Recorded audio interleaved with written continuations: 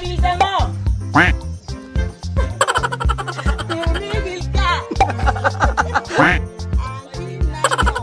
Ang ingay mo! Ang ingay mo! Ano ang ingay mo? Ang ingay ko! Pasyensya, maraming kliyente! Bilisan mo! Bilisan mo! Bilisan mo! Maaga pa po dito sa Equatorial Guinea mga amigo at nandito po si Belgium ng 5 Filipinos tsaka si Jose na kung saan ay tinutulungan si Misma na magduro ng pagtuhog ng isaw. Isaw mga amigo. Ayan. So kasi malaki po yung stick kaya ang gagawin ganyan lang oh, 5-5. Diba? Ayun po si Tia Cesa mga amigo, busy po doon.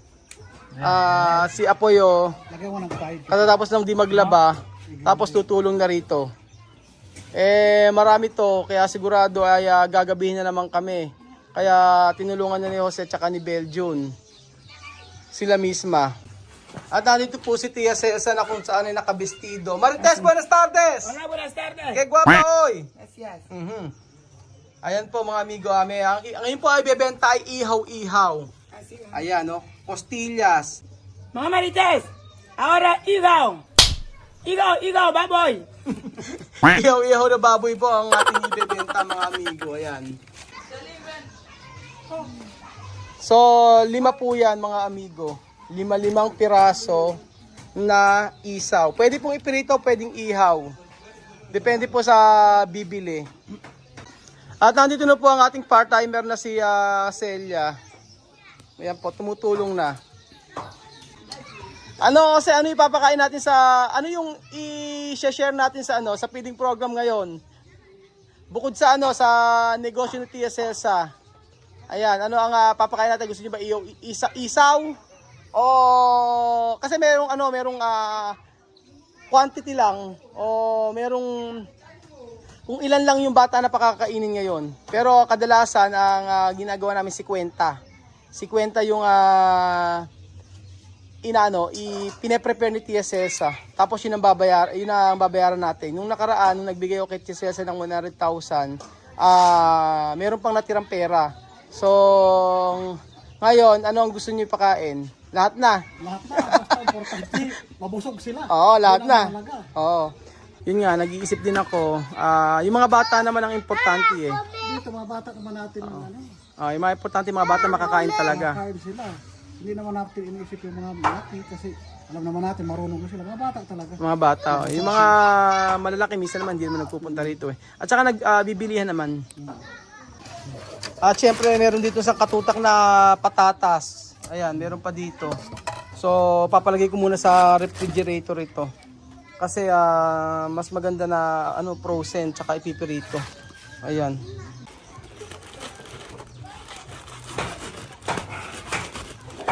So po pwedeng umorder ng isaw, inihaw, tapos costillas o spare ribs tsaka patatas. Spare ribs at tsaka panes, ganun po. And then pwede na platano. Tapos sa alitas meron po ang chicken wings mga amigo.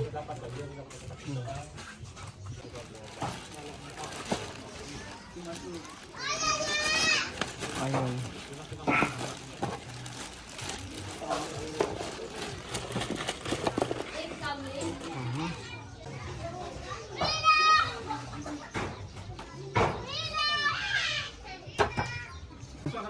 Kumikitang kabuhayan.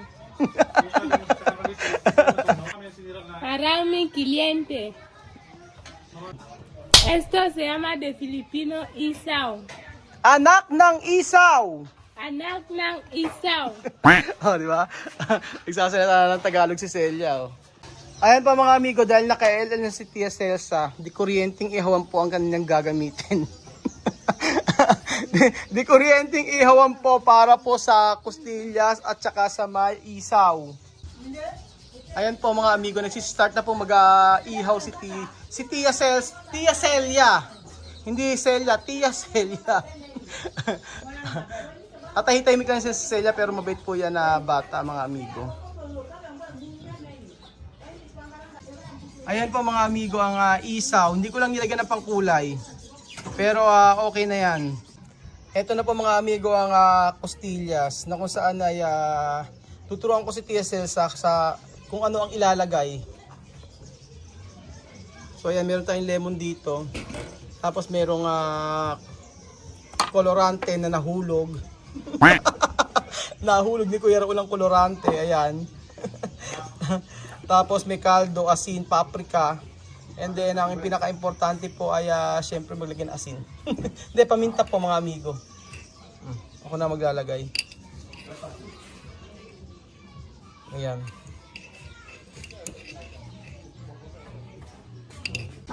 At ito po mga amigo ang ingrediente na sikreto. Ayan. Yan po ang magpapasarap dyan. Malasang malasa. Ano yan? Sabihin ko po sa inyo, bawang yan. Bawang, kamatis, tsaka sibuyas. Na binlender, tsaka sili. Try nyo po yan mga amigo. And then merong paprika. Yeah. At syempre po mga amigo, kapag ka nag-ihaw nitong ating spare ribs, meron syempre nga tinapay. O kaya patatas. Depende po. Ayan, lemon. So wala namang mga kapitbahay na nakakakita. Gusto ko lang kasi makita rin ni Celia kung paano tinitimplahan. So balang araw po ay magagamit po nila ito kung gusto nila yung mag-negosyo. Kaya ando si Pasensya. Pasensya, bilisan mo! Pasensya, bilisan mo! Tumigil ka! Tumigil ka! Ang ingay mo! Ang ingay mo! Ang ingay mo! Ano ang ingay mo? Ang ingay ko! Pasensya, maraming kliyente! Bilisan mo! Bilisan mo! Bilisan mo! Bilisan mo! Pati sila gasalita. Bilisan mo! Ayan ba mga amigo, kasi maraming kliyente. Kaya po pinaapurahan ni Tia Celsa. Ayan. Dapat talaga ay overnight yung pagbababad ng mga ingredients. Pero malasa na rin po ito kahit mga 30 minutes o isang oras bago iluto. Malasang malasa dahil dito sa binlender na bawang, sibuyas at saka kamatis. Ayan. Meron niya na ingredients po na ginawa ko na pampahid po.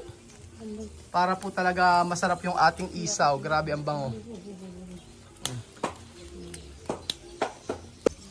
Masarap sana mga amigo kung ano ang gagamitin ay uling.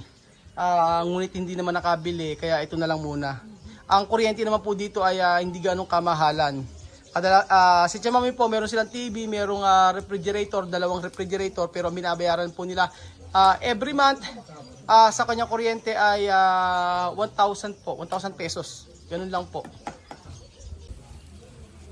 Luto naman na to mga amigo, parang inadobo na ito. Parang natimplahan naman na ito. Pero ang bango. Ang bango ng isaw.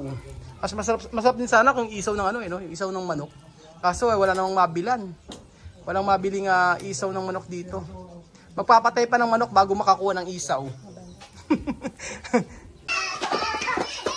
Ayan po mga amigo at nagpunta saglit dito si Elvis. Ang ingay. Nagpunta saglit dito si Elvis at gusto niya makita yung kanyang negosyo kung okay daw ba na nagbebenta kami dito. So, nandun si Batcha at si Apoyo. Mamaya ay papalit si Apoyo dito.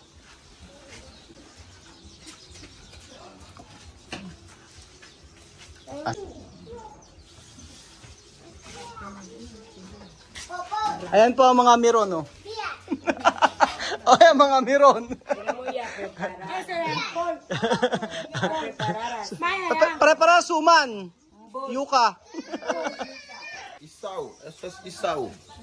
Comida Filipino, vina kayo. Isaw. Isaw. Rico, eh? Isaw, isaw, vina kayo. Isaw. Esto es isaw. Isaw, isaw. Isaw de Elvis. Oh, isaw de Elvis. Mucho.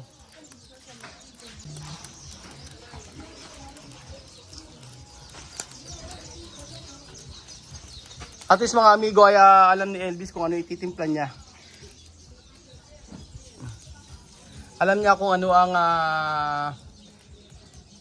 timpla dito sa ating sauce at saka papaano tinimplahan yung costillas o yung spare ribs. Napakabango po mga amigo ng isaw. Isaw ni Elvis. Na talaga naman po. Malasang malasa, timpla pa lang. Amoy bawang, amoy sibuyas.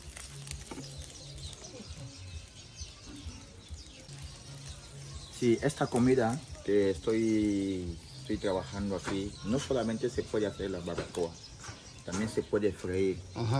Hay cierta gente que le puede gustar así, otros que le pueden gustar en la freidora. Y todo es bueno, todo tiene el mismo sabor, nada cambia. Solo que se diferencia en que es barbacoa y freidora, frito y en barbacoa. Elvin, di baba luto. Llámame, Gipa. Chamame. Solo habla chamame, no mama. Hey! basag ang eardrums nyo. Hey! So ayan po mga amigo, luto na po ang isaw at ready na po. Kung sino ang gustong bumili ay pwede na. So ayan, may tinapay naman dito. Ito, pipirito pa.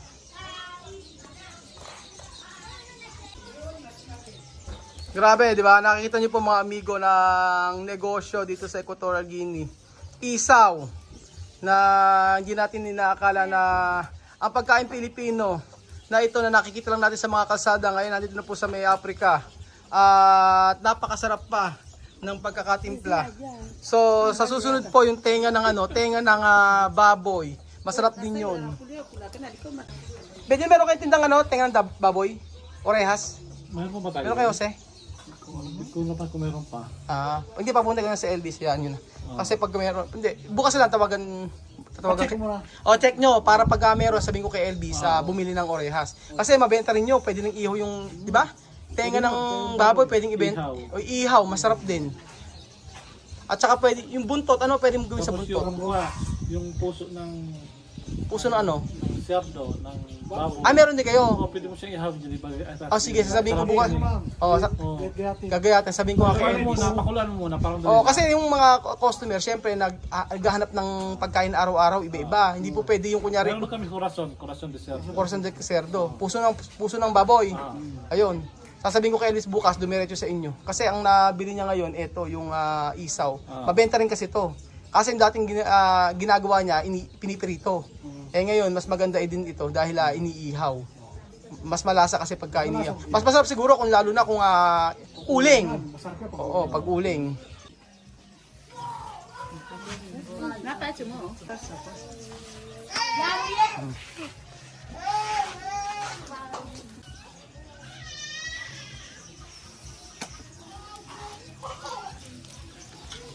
Mahina lang kuryente rito kaya okay na okay.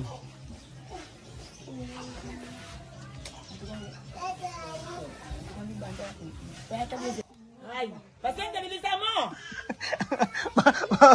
Nag-aapura. Sabihin na naman ni pasensya, may lakad ka.